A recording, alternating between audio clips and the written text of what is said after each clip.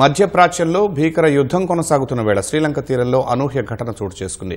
ఇరాన్కు చెందిన యుద్ధ నౌక ఐరన్ డెనాపై అమెరికా దాడి చేసి నీట ముంచింది. జలాంతర్గామి నుంచి టార్పెడోలు ప్రయోగించి ఇరాన్ యుద్ధ నౌకను ముంచినట్లు అమెరికా వెల్లడించింది. యుద్ధ నౌకలో 180 మంది ఇరాన్ నౌకాదళం సిబ్బంది ఉండగా అందులో 32 మందిని శ్రీలంక నేవీ కాపాడింది.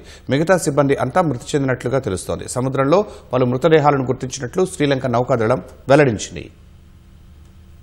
పశ్చిమాసియాలో మొదలైన యుద్ధ వాతావరణం ఇప్పుడు హిందూ మహాసముద్రం వరకు పాకింది. శ్రీలంక తీరానికి సమీపంలో హిందూ మహాసముద్రంలోని అంతర్జాతీయ జలాల్లో ఇరాన్కు చెందిన యుద్ధనౌక ఐరిస్ డెనాపై అమెరికా దాడి చేసింది. జలాంతర్గామి నుంచి టార్పెడోలు ప్రయోగించి ఐరిస్ డెనాను నీట ముంచినట్లు అమెరికా రక్షణ మంత్రి పీట్ హెగ్సెత్ పేర్కొన్నారు. పెంటగాన్లో జరిగిన మీడియా సమావేశంలో మాట్లాడిన ఆయన, రెండో ప్రపంచ యుద్ధం తర్వాత ఓ శత్రు దేశానికి చెందిన యుద్ధనౌకను అమెరికా జలాంతర్గామి నేరుగా ముంచేయడం ఇదే మొదటిసారి అని స్పష్టం చేశారు.